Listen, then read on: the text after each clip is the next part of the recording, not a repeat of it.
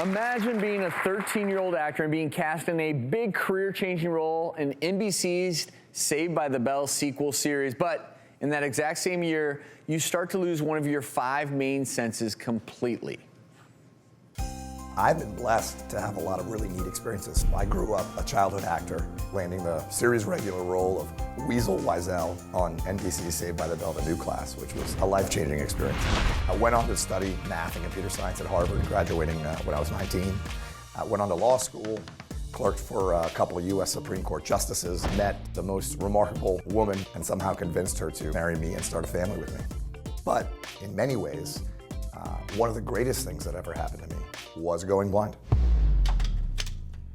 I was 13 years old, and I was diagnosed with a disease called retinitis pigmentosa. The doctor, he said, "You will go blind. There are no treatments. There are no cures. We don't know much about the disease. Good luck." I was terrified. I knew that blindness would ruin my life. I knew it. I lost my sight progressively, slowly, over time, and it was a very bizarre experience. Imagine watching a movie on a Jumbotron screen in an arena, and the bulbs randomly start to break over time. Eventually, you struggle to make out what you're seeing. I would see, for example, a salesperson in a store, and then later it would morph into a man again. Or I saw a sink and went to wash my hands, and then when I felt its shape, realized it was a urinal. By the time I was 25, I didn't see anything.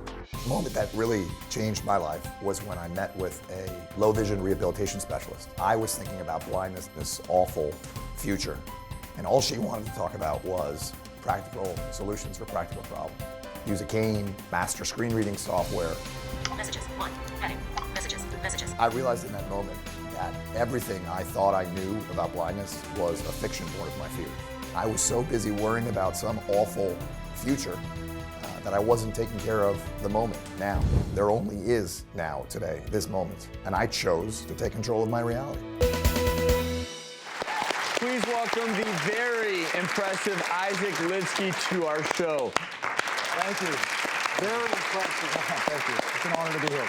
Well, when you came out here and I shook your hand, I was telling everyone you have a positive aura about you. You just bring an energy, and I applaud you for that. But of course, then you want to ask the question, how could you take something that would so obviously be a negative, going blind, and you flipped it, and you've made it a positive?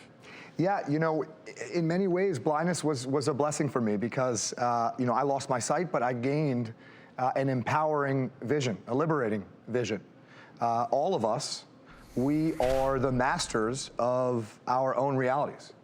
And whether we realize it or not, whether we accept it or not, in every moment, we choose how we want to live our lives and who we want to be.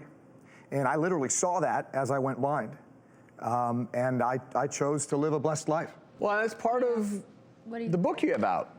Yes, so a book called Eyes Wide Open, which I wrote because, you know, this vision of mine, it's not about blindness. It's really not even about disabilities per se. All of us face challenges, struggles, regrets. Anyone can see what I see, and I hope that many will. So I'm very passionate about the book, and it's my effort to impart to folks the insights that for me came through blindness, but are for everybody. All right, a couple of quick questions for you, Isaac. Retinitis pigmentosa, Sure. It's a genetic, it's a rare disease. Did you have any clue through your family that you may inherit this from? No, not at all. So each of my parents is a recessive carrier of the disease, but neither has the disease. And there really is no history of it in my family. Okay, and the other question for people that are listening out there, how did you first realize that things were changing? Sure, so retinitis pigmentosa, you know, it begins generally from a sort of outside in, so you kind of feel a narrowing of your vision, tunnel vision they call it sometimes. At times, low lighting is challenging because of the way that the retina works. So it began kind of as a nuisance, became a disability, and ultimately, you know, I lost my sight. And Isaac, because you're such an inspiration, before you go, if you could take one message from the book, what's the most important message? You are the master of your reality. Make the choice how you want to live your life with awareness and with accountability.